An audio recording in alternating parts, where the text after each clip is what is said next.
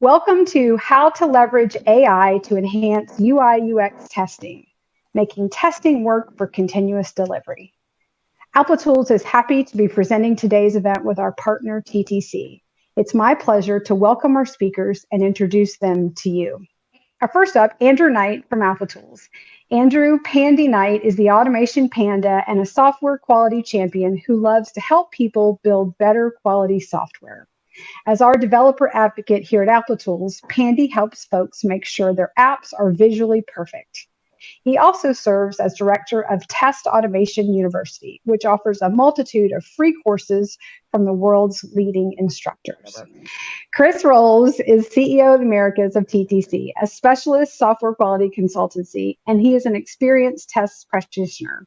He has consulted with some of the largest organizations in the world on how to drive software quality transformation and is passionate about the benefits that modern software quality practices can provide. All right. Yeah, thank you very much, Pam. Great to be here today. Really looking forward to the session with Andy. So what I'm going to do first of all is I'm going to talk a little bit about what we see as the current state of software testing before talking about the future state of software testing and where we see AI playing in that. And then I'll hand it off to Andy, who's going to show some really cool stuff of how to actually make that future a reality. Pam mentioned this before, but please do quickly look at the poll and just fill out that as well, because we'll look at that later. So as a little bit of scene setting, sometimes when we talk to people, software testing can be seen incorrectly as something of a cost center, something that just has to happen, kind of a necessary evil at the end of the software development lifecycle. And that's something I completely disagree with. I personally see software testing and software quality as something really critical to modern businesses, helping to achieve modern businesses' goals. So when we're talking to executives, we often talk about it in this way. We first of all tell them, look, digital disruption is happening and that requires digital transformation. So the world is changing, right? And if you look at one of the stats that less than 12% of the companies that were in the Fortune 500 in the 1950s, that's the 500 largest companies in America, less than 12% of them are still in the Fortune 500 today. So the kind of companies that are biggest and most relevant today are companies that are either technology companies first and foremost, or have really embraced technology. Then we look at if the world around us is changing, we need to change to make sure we can meet the needs of this evolving world. And so we tell them, look, digital transformation is something you need to do, and that requires DevOps or other modern software development practices in order to achieve that. And whenever we talk to people in organizations, we see that almost all of them have either adopted or plan to adopt DevOps or other modern software development approaches. And finally, we say, look, DevOps requires continuous testing to be successful, or modern software development approaches require modern approaches to software testing and software quality. But we still see that one of the number one challenges that organizations face when adopting DevOps is that over-reliance on manual testing or other legacy approaches. Now, all of that can be a bit buzzword heavy, but really all it means is this. The world is changing, so we need to change how we deliver technology. That requires modern software development approaches, which requires modern software testing and software quality approaches. The good thing is that people get it, and software testing and software quality is far more top of mind now than it used to be. So now I'm going to head over to some of the insights from the Applitools survey, and this backs that up. So first of all, we see that continuous delivery is for real, it's here, and it's going to stay. So when asked how often do you deploy changes to production, people stated that over 40% of people stated that they deploy either daily or multiple times a day. Now, for those of you like me who have been around for a while, if we think back 10, 20 years, this definitely wasn't the case. The only people who are deploying this frequently tended to be technology companies. Now, this is pretty commonplace for most organizations. However, we still see that getting high test automation coverage levels remains a huge challenge. So in the survey, 55% of the respondents automate less than half of their testing. And if we look into the numbers here, this probably has a bit of sample bias because Applitools users actually automate on average 1.7 times higher than other respondents. So that matches up with anecdotal experience that a lot of organizations are still in lower test automation coverage levels in that sort of 20 to 50% range. And the reason for this is the complexity of testing requirements for organizations and people these days is increasing exponentially.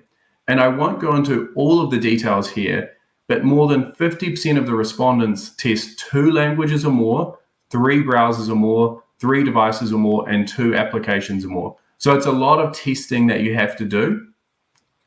And we see that a lot of the traditional automation tools can't handle testing at that speed, scale, and complexity, with 2/3 of the respondents saying that one of the hardest parts of testing UIs is that they are constantly changing, and that breaks some of their test automation. So we've talked about some of the challenges, and what we can also find in the survey is that people really are turning to AI-powered testing tools to help, right? So there's a lot of excitement around AI tools. I saw in the chat beforehand mention of ChatGPT, which has been pretty fun to play with recently. But when asked what parts of the testing process are you supporting or planning on supporting with AI, people mention lots of different things. Test authoring, test prioritization, test execution, test management, visual regression, with the top 2 being test execution and visual regression. Now, the final piece from the survey, which I think is really important for us to remember, is that often when we talk about continuous testing or modern software quality practices, test automation has a big role to play. But continuous testing is about more than just test automation. It's about incorporating other software testing and software quality practices like load testing, security, user experience, and accessibility. So while test automation is a crucial part, it's bigger than just test automation. So as a quick summary there, so first of all, software development is getting faster and testing needs to keep up. Test automation coverage is still too low to truly support continuous testing, and testing is getting more complex and many tools can't cope. Organizations are turning to AI and machine learning to support this change, and we need to remember that continuous testing is about more than just test automation. So now I'll talk a little bit about the future state of testing. So when we get into what the future state of testing is, what are we trying to achieve? Well, the number one thing that we want to do to support modern software development practices is to have software testing and software quality more tightly integrated into the process. We don't want testing to be just a phase at the end that happens. It has to be something that happens continuously throughout, providing fast feedback to other team members involved in delivering quality products. And so when we do this really well, we see increased speed, not just of testing, but of overall software development and deployment. We see reduced costs. We see increased quality with more defects found before production, but also the ability to respond very quickly when we find defects in production. So to go over some aspects of what a modern software quality approach looks like, let's just talk a little bit about those ratios between manual testing and test automation. So if we look at sort of a legacy approach to software testing, we see that most of it is done manually, and most of that manual testing is us following test cases, ticking, yes, we did this, and so on. And only a small amount of it is automated testing. Well, first of all, we obviously want to increase our test automation coverage, but that doesn't mean manual testing goes away. In fact, if you've got all of your test cases covered in an automated fashion, it frees up time to do more exploratory testing. And this is one of the areas where you see that, artificial intelligence has a good role to play, because exploratory testing should be assisted by different tools. Again, someone mentioned ChatGPT in the chat. I've played around with this myself for actually guiding exploratory testing that I'm doing. It operates as a useful sort of partner to brainstorm, what should I test next? What kind of test ideas do I have? And then obviously we want to increase test automation coverage at all levels, unit, API, as well as the UI.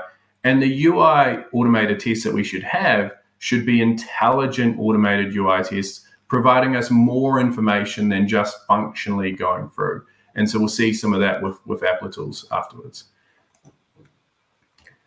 Now, it's really important that when we think about what the future of testing looks like, as technologists, sometimes we get really excited about all the new cool tools and toys in the market, but we always have to remember it's a combination of people, process, and technology. And for testers, for us as testers on this call, we need to be thinking about what skills and so on do we need to have in place to be able to support these new ways of testing and delivering quality software. Okay. So one of the things that happens is we see a lot of different people talking about using AI and machine learning in testing. And we always have to, first of all, ask ourselves, first of all, you should always ask, are you really using AI and machine learning? What are the underlying models? And have some good conversations with people about that. But we should also ask, is this really a use case that is better served by artificial intelligence and machine learning than an algorithmic or heuristic solution? So just as a little bit of a thought process that we go through when we're talking to different vendors and looking at different tools, we first of all ask, what is the pain point that we're trying to solve? And are there good algorithmic or heuristic solutions available to address this? And this is not because algorithmic or heuristic solutions are wrong. In fact, they're not. They're often providing great value. It's that we need to understand, are we getting more benefit out of the artificial intelligence or machine learning solution than other solutions which we might better understand? Then if we see, okay, yes, this is a real pain point that is well served by artificial intelligence, then we have to ask the question, are the enterprise-ready artificial intelligence or machine learning solutions that can help? Meaning, do the tools that are available really help us in the real world when we're deploying software with real risks associated with it? And so if they are, then that's great. We've got something new that can help us. But that's also when the tester part of us needs to kick in. We need to ask, okay, if the tools are there, if they work, what happens if that doesn't work or doesn't work as we expect? Where are the risks associated?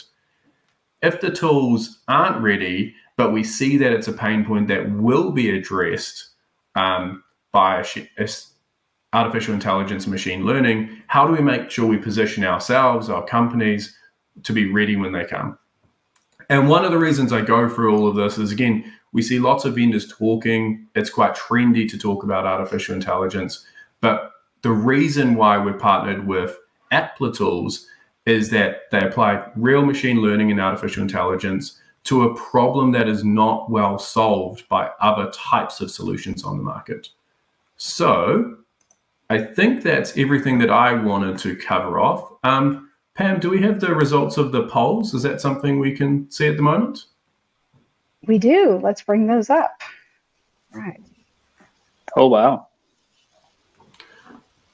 Awesome.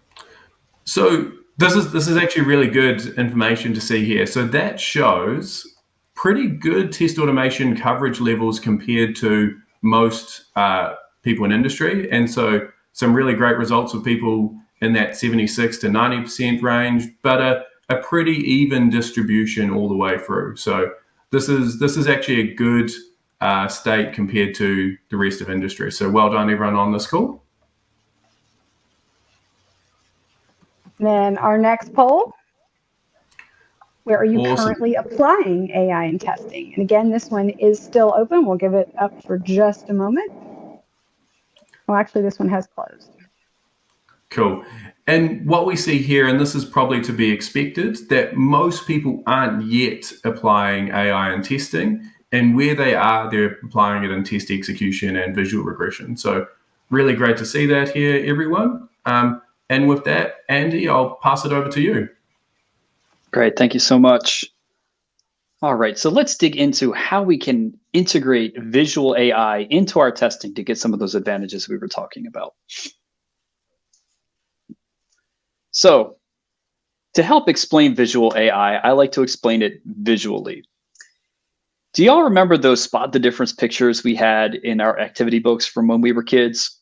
Take a look at this one here right now. We've got a scene, and there are a number of differences between them. Take a moment and see if you can spot what those differences are. Right off the bat, you can see, I'll give one away, the smile on the face of the octopus, right? One is open, one is closed. As humans, we could sit around and kind of play with this. When I've pitched this before, some people say, oh, there's 6 differences, there's 7 differences. But what we, pardon me, what we want is to be able to find these differences immediately. And that is what visual AI has the power to do. Even when the images are a little bit skewed or off by a couple pixels here or there, visual AI can pinpoint any differences between one view and another. And so here in our cute little underwater scene, we can see that there are a total of 10 differences highlighted in magenta. So we can quickly, boom, boom, boom, see what is different. Now you might be thinking, Andy, that's cute, that's awesome. How's this technology going to help me in the real world? Is it just going to solve little activity book problems? Well, think about all the apps, whether web, mobile, desktop, whatever you have. Think about all the apps that you would develop and all the possible ways that you could have visual bugs in your apps. Here we've got 3 different views from mobile apps, one for Chipotle, one for a bank, and another one for a healthcare provider. You can see that visual bugs are pervasive, and they come in all different shapes and sizes. Sometimes the formatting is off. Sometimes a particular word or phrase or title is just nulled out. Or what's really pesky is sometimes you might have overlapping text.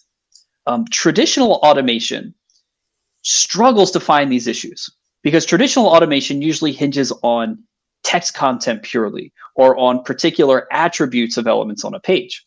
So as long as something appears and it's interactable, most traditional scripts will pass, even though we as humans visually can inspect and see this is completely broken and this is unacceptable.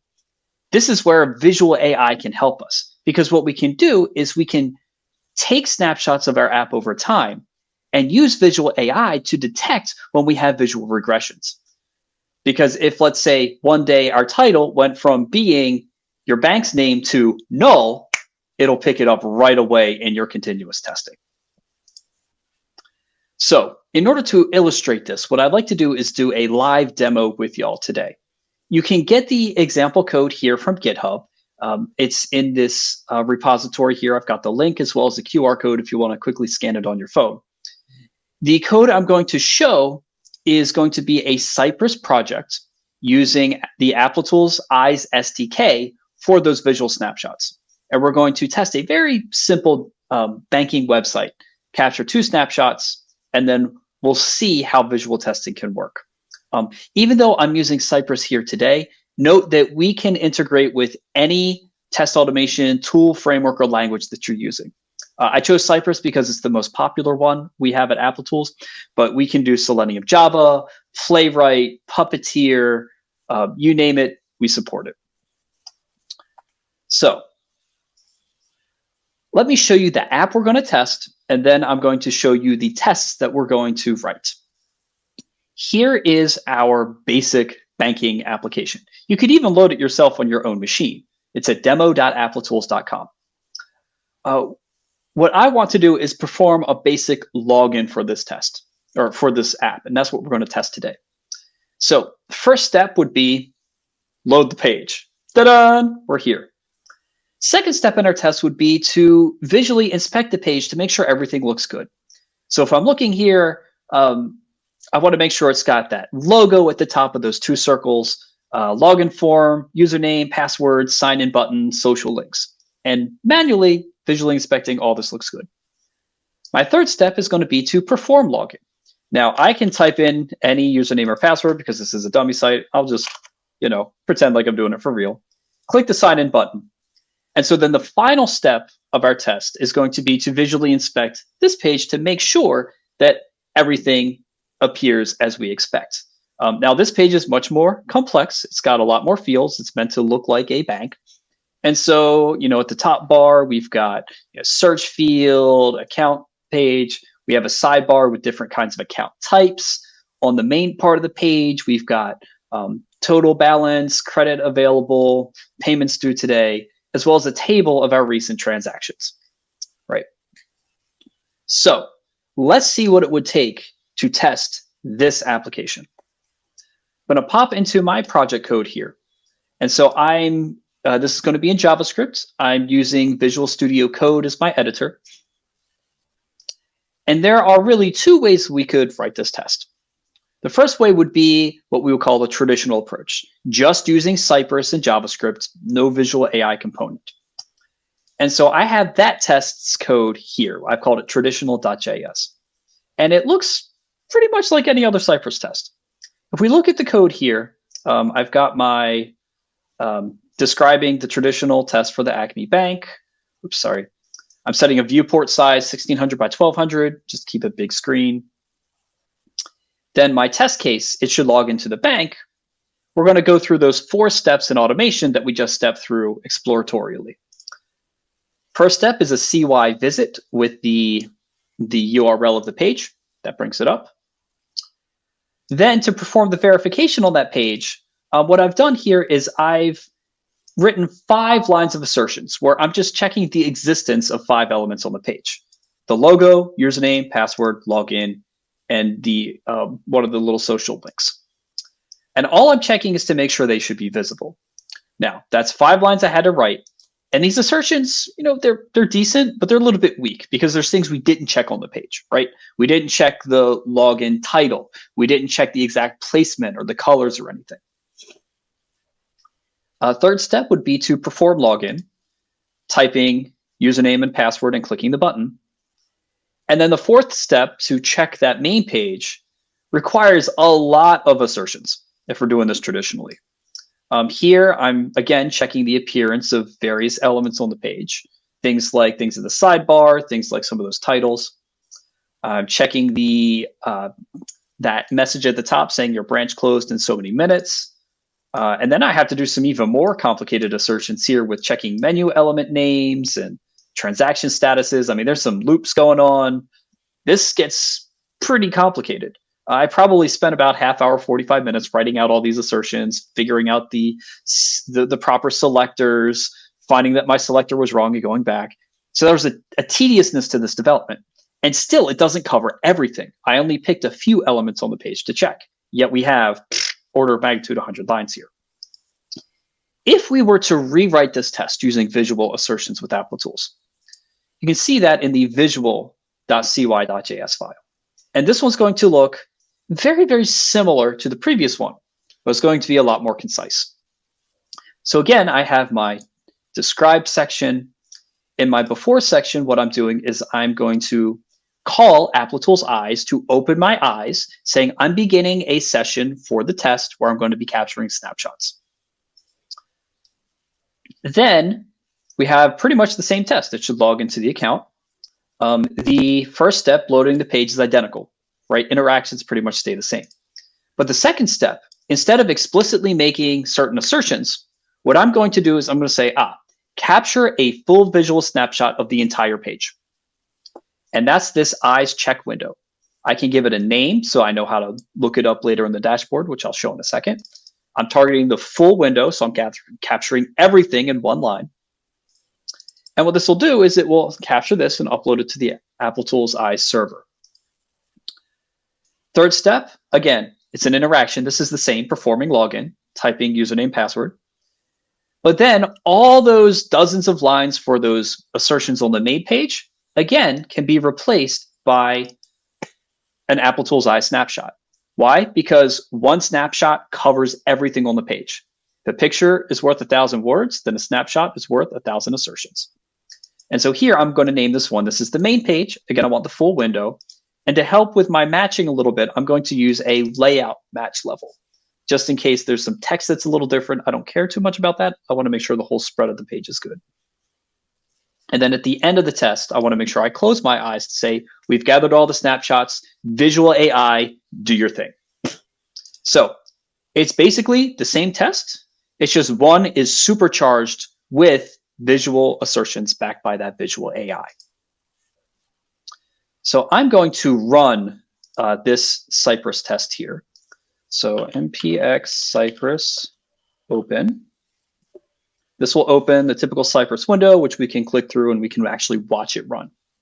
So I want end-to-end testing. I'm running using the latest version of Cypress, Cypress 12. You can pick your browser locally, and that's cool. So I'm going to start, I'll just use Chrome here. And now the Cypress window is open. I'm going to run the visual test, and we'll see, hands off the mouse, is going to run it automatically because it's automation. So there it's loading the page, took a snapshot, perform login, boom, capture that snapshot. So locally, the test passed. Now what we need to do is we need to check our visual snapshots. I'm going to then now go up to the Applitools dashboard. I already have an Applitools account that I use my API key in the tests.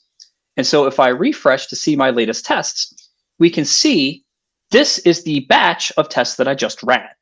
Okay. Now remember, I ran it once locally on Chrome, but here in the Applitools Eyes dashboard, it's actually run it multiple times. You might be like, well, what's going on here? What I have done is I've configured it to run not just one time for visual snapshots, but across 5 different browser configurations in Applitools Ultrafast Grid.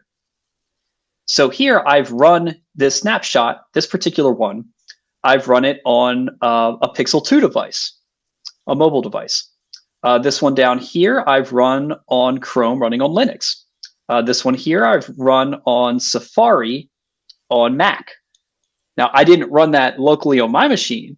I only ran a test once. What Applitools does is with these snapshots is every time you capture a snapshot of a page, when it gets sent up to Applitools Ultrafast Grid, it gets re-rendered on whatever browser configurations you want. It's actually a much more efficient way of doing cross-browser and cross-platform testing than repeating runs on your local machine. You've run once, Applitools Ultrafast Grid runs it X number of times. And so here with the snapshots that we have, we can take a closer look. We see we have both the login page and the main page. And if I open this up here, we can see that's kind of, tall and narrow like we would expect a phone to be. And these are establishing what we call baselines. This is the first time I have run this test.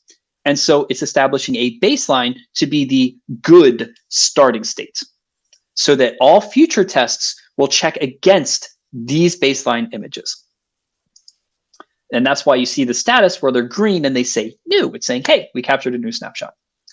If I look at another one, say here was the Linux on desktop, you can see how this snapshot is different from the one that we ran on the Pixel device, right? It's a little bit wider. The formatting's a bit different because this app has responsive web app design. So it's going to be rendered differently depending on the device or the viewport you have. That's why it's very important that you test you test your pages against different platforms and devices because they respond differently. And that's why it's even more important that you test visually because the visuals are the things that primarily change with responsive web design. A traditional test like the one that we saw earlier would not be able to capture the essence of those differences. All right, so we've run our test once, we've established baselines. What I want to do next is I want to run this test again without making any changes. And what we should see is that Applitools I should be able to recognize with a visual difference comparison that with no changes on the page, that the snapshot should be the same, and we should see passing test results. So I'm going to rerun the test. I can just click the refresh button in the Cypress app. And so it runs through all the steps again. Boop, boop, boop. Okay. So now the test has run. Let's go back to that dashboard again and see what happens. So if I refresh, we should see, aha, there's another batch. It's running. Doesn't take too fast along. It is the ultra fast grid. So if we just refresh here, give it a moment, we can already see some of the tests are coming in. And so here, let's see this one. This was that Pixel 2 device that we saw before. Here, this one's marked as passed. So if I open this up, I can see what the snapshots are. And if I drill into a specific snapshot, we can see the baseline on the left. That was the one we just captured, the good starting state. And now we have what we call the checkpoint snapshot, which is the latest and greatest one that we just captured from our recent test. And because Applitools does not see any differences between these two, it automatically marks this visual test as passed, which is good, meaning, no visual differences detected. We didn't break anything. Woo, we can continue development in peace. So if we wait for all those results to come in, everything passed, and that's good. Another thing I want to draw your attention to here is this batch duration. Notice how this was only 21 seconds.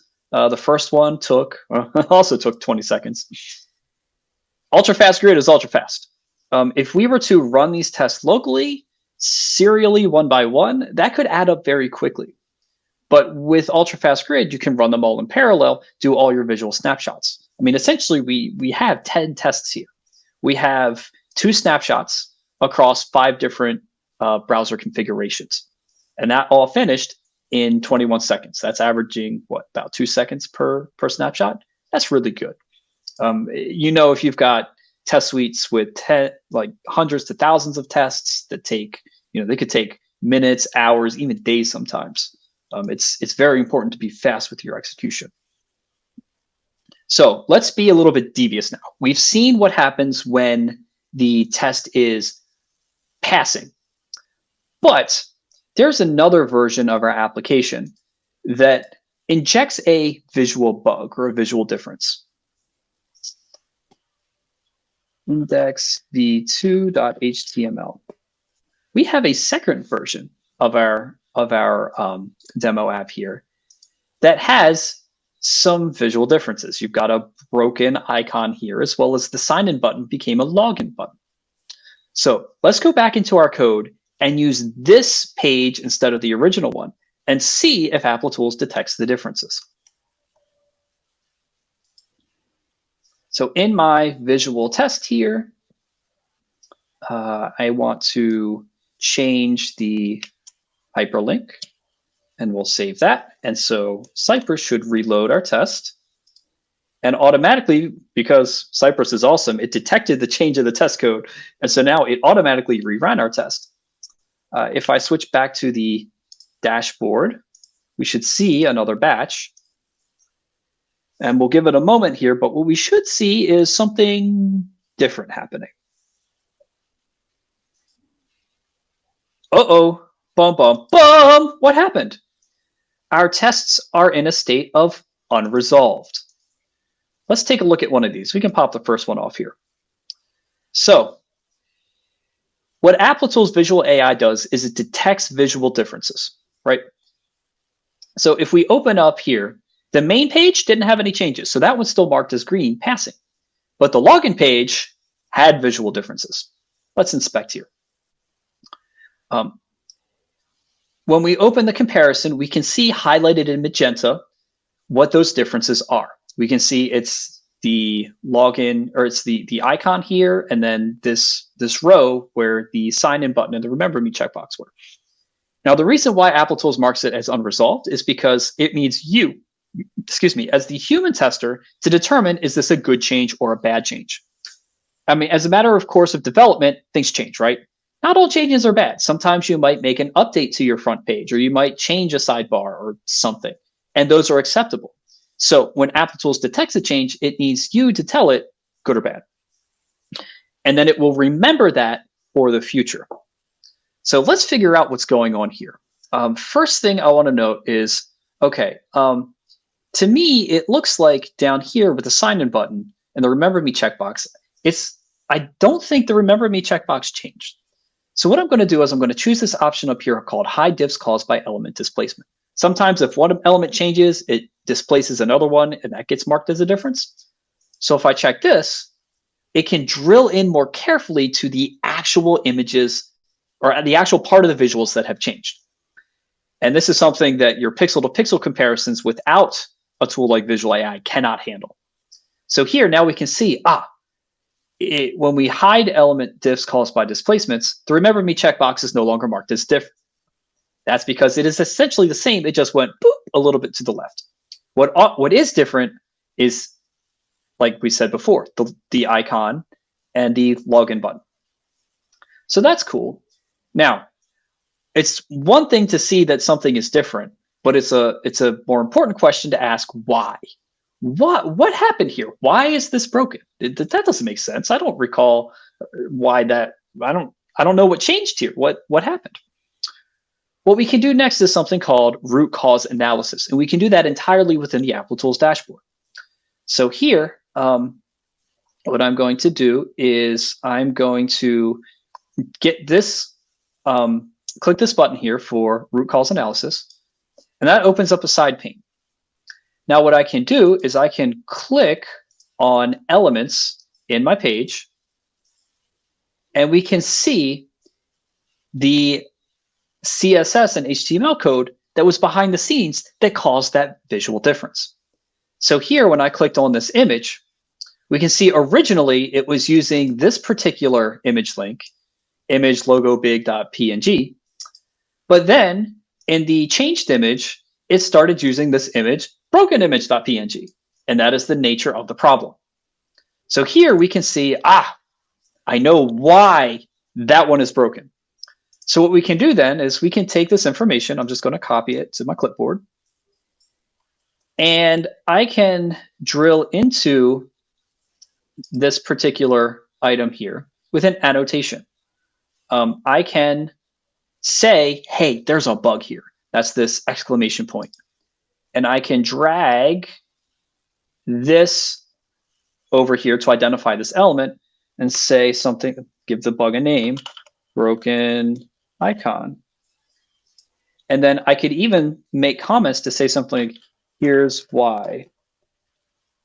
And then give the before and after to document exactly why this is happening so that a developer could then pick this up and say, this particular snapshot has this particular issue, and this is why. So now that I know that this is clearly a failure here, I can mark the snapshot with a thumbs down to say, this is a failure.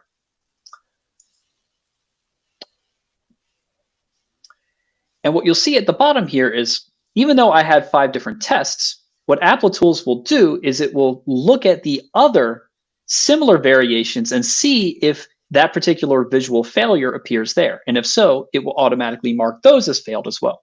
It's part of your automatic regression maintenance, so that you don't have to click failure 5 times explicitly. Applitools uses this visual AI not just for the visual diff of comparison A to B, but also to see and find similar failures in the rest of your test suite. That helps you as the tester be more efficient with your time. So it doesn't capture everything. So here, I'm probably going to need to do a few more. We'll say that's a thumbs down. And again, it's going off, seeing if it can find anything else. And see, that one I didn't touch, it automatically did it. And so, it's resolved all steps. Let's close this. So you can see, even though I had to give only 2 explicit thumbs downs, it identified the rest of them as similarly failed. So I'm going to save this. By saving it, Applitools knows that, hey, anytime we see those failures again, we will automatically mark them as failed to begin with. And anytime we would have that fixed, then we will automatically mark them as passing again because the issue has gone away. So that's really, in a nutshell, how visual testing with Applitools works. Now, there's a bunch of stuff we could get into that I don't quite have time for, but what we could, just to show you briefly, we could filter our test results based on different criteria. There's also something called Contrast Advisor that's really nifty. Testing for accessibility.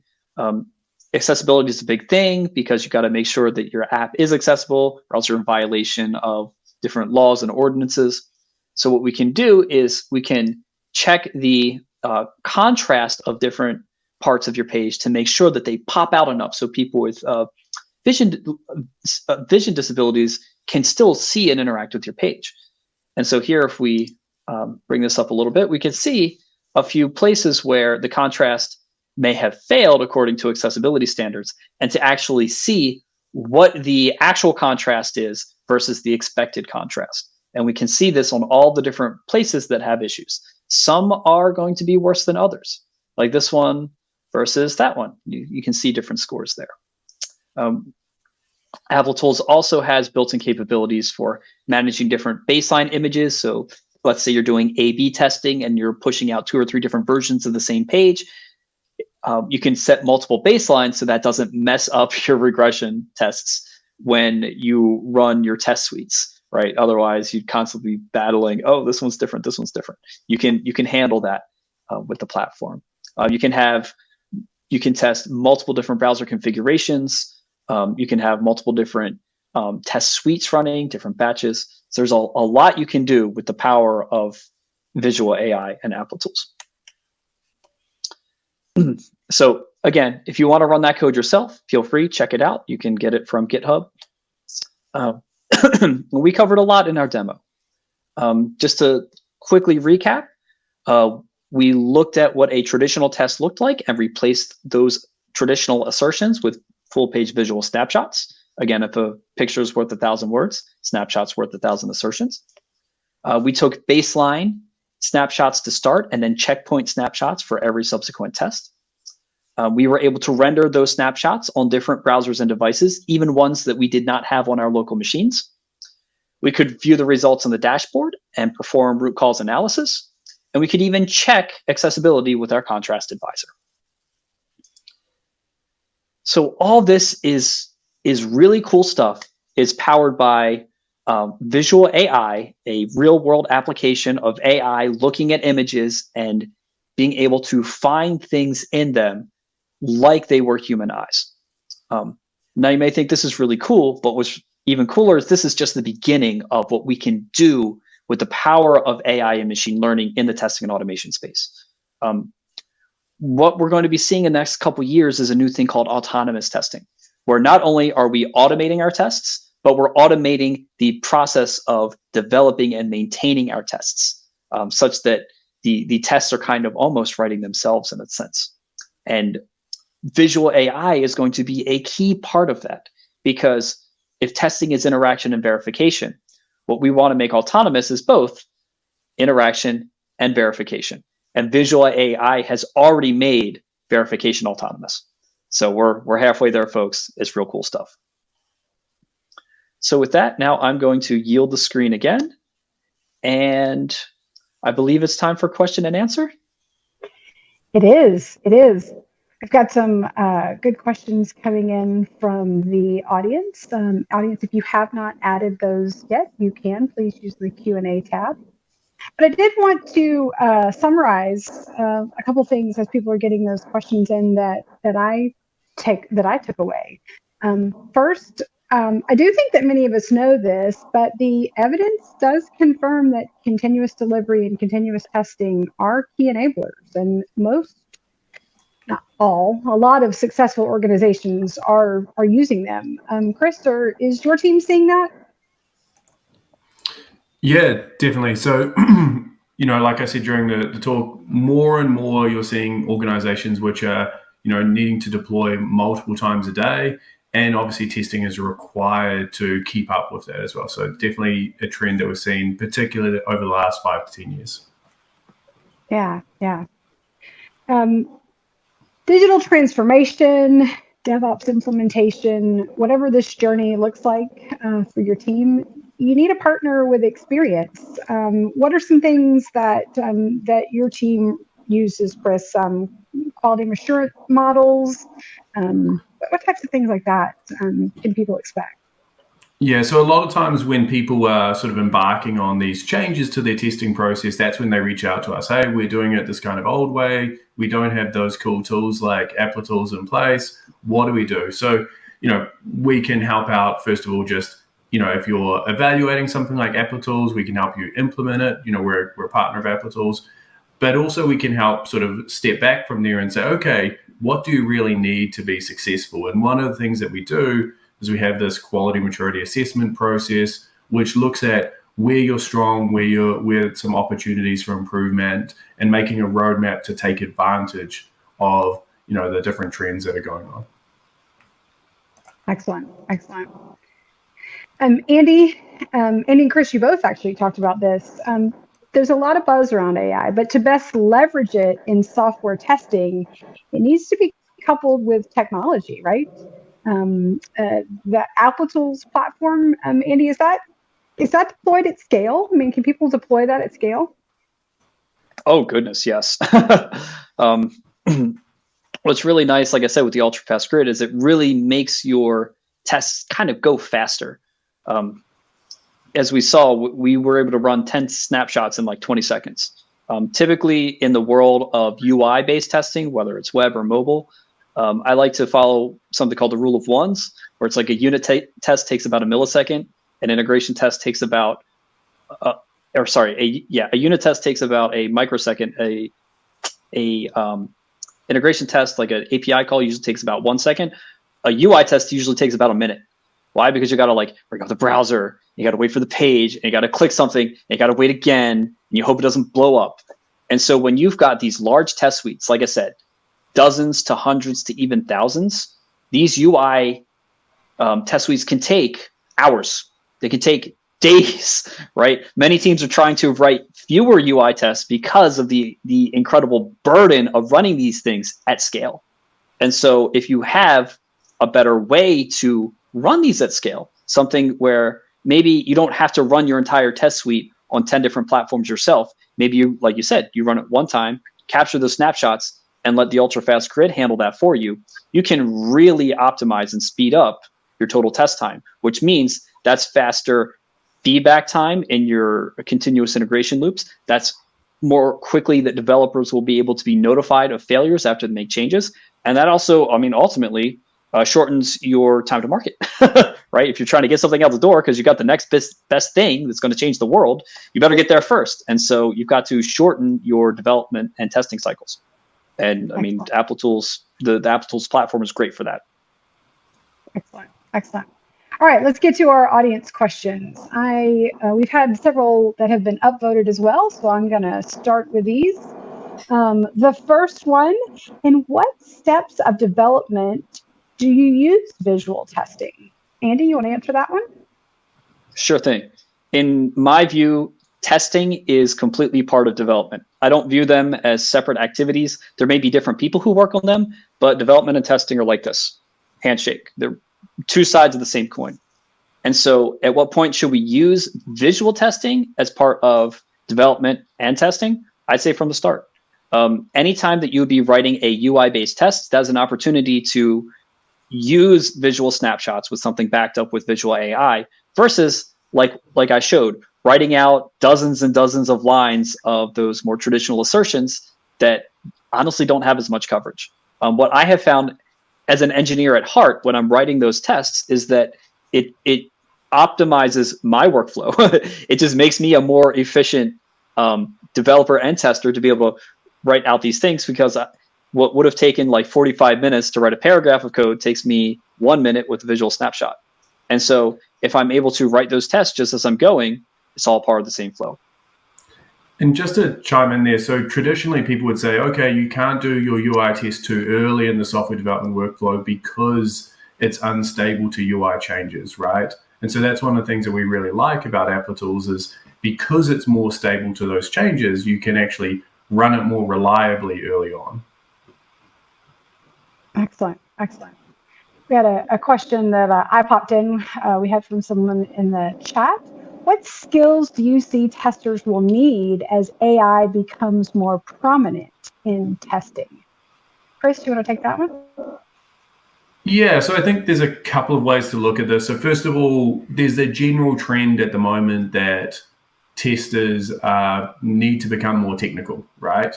So I think that general trend will continue for quite a while. And, there's a couple of people mentioning the Test Automation University in the chat. That's a great, resource for people to use there. I think that specifically around, AI tools becoming more prominent. And I think there's another question which said, like, do you need AI and machine learning knowledge in order to use visual AI? I don't see that as necessarily a skill that everyone is going to need. So you're going to need more skills, and anyone who's played with ChatGPT will know you can frame your questions and you can frame things in a better way. So it's almost like you'll get better at coaching AI and putting the right information and context into there.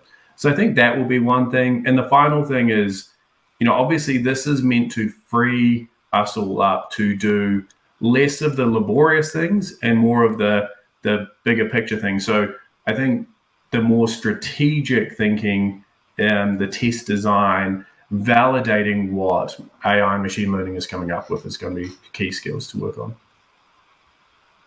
Okay. All right. Got one more question here to bring up. Trevor wants to know, can you describe the different AI options for visually validating and if there are any quirks to be aware of? For example, with a layout, how far off can a layout be before it is flagged as an issue? And before you answer, I'll pop in, someone else had a question about left to right layouts versus right to left layouts. So Andy, if you want to tackle that. Sure. So the way I typically describe how you would handle your visual assertions, and this might be a bit of a more advanced topic, but think about it like fine tuning, right? You can capture, a full screen of a page, but instead of capturing things like, the full title bar and sidebar, maybe you only want to capture the body because the sidebar and the title bar may not change, but on every page, the main body is different. Or things like we saw with the layout. Maybe there are times where we want to focus more on layout than the exact text content. So we might do a layout match. There's a bunch of different things we can do to kind of fine tune our visual snapshots in our broader test suite to make sure that we're getting the most value and efficiency out of our visual testing. Those kinds of things would be instance specific. I would have to be able to have my hands on to a particular test suite or application to be able to give those kinds of recommendations. But the Applitools documentation walks through all of the different kinds of match levels that we offer. They show how to capture a page versus a region, all those kinds of things so that you can really hone in on what you want to be capturing. Now, as far as like the tolerance levels, I don't have like a specific answer like 5 pixels or something, but usually it's the rough judgment is what would human eyes detect? If it's 1 or 2 pixels off, no. If it's half the page off, yes. Right. So keep that as kind of your rule of thumb. This is a good one. How do you handle visual differences for expected changes? For example, recent transactions that will change frequently, but still want to test it without checking manually to see if it's a bug. Great question. So for the general case versus the one that was specifically mentioned, how will we handle good changes? Like I showed, whenever you see something come up as unresolved, you inspect it, you see, oh, this is good. Instead of giving it a thumbs down, you give it a thumbs up. What Applitools platform will do is it will save that as a new baseline, so all future tests will be checked against that.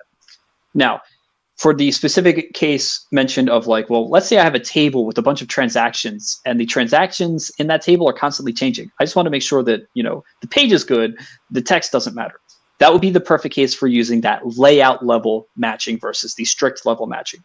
What you can do is you can either adjust that layout or adjust that matching type either through the dashboard or directly in your test automation code when you make the snapshot call line.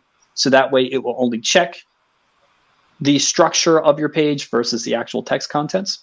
Or another way you could handle that, because maybe it's not like a bunch of little fields of text, maybe it's just like one blob. You can also set what's called an ignore region on a snapshot, where you basically drag a rectangle and then put that over your snapshot and say, Applitools, I don't care whatever happens in here.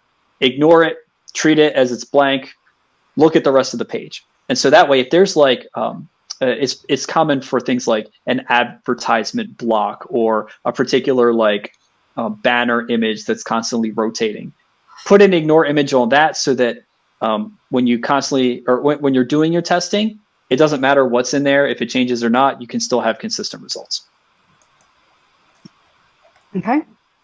There's also a question from Sumaya about full page verifications, and I think you answered that with that. So thank you, Yes. Sumaya, for that.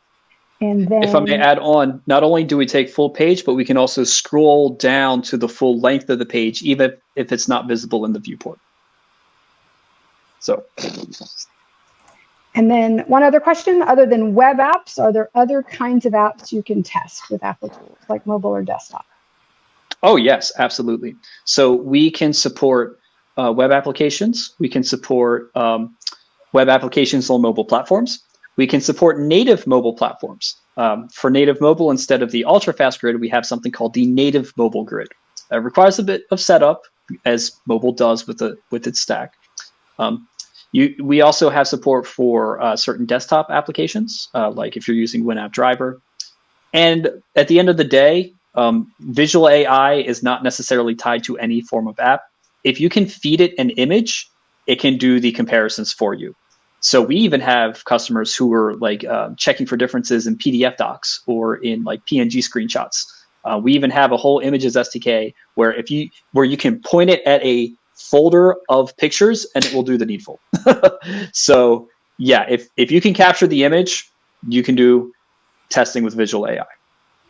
You can learn more about the industry survey that Chris referenced earlier and what your peers are saying and doing around UI UX testing by reading the survey on the resources tab or visiting applitools.info 8Y7. If you want to learn more about AI driven visual testing, the one truly AI driven visual testing platform, you can schedule a personalized demo with one of our testing specialists by clicking the link in the chat. And TTC can help you with your digital transformation journey. If you're interested in learning more about their repository of best practices, tools, highly trained and skilled resources, you can contact them at ttcglobal.com or one of the local offices on the screen in front of you. Gentlemen, thank you again for your time today. Any party comments for the group? Just thank you, Pam, Andy, and thank you everyone for joining. Great to see you all today. Same. Again, thank you, everyone. Thank you for being here. We look forward to seeing you again soon.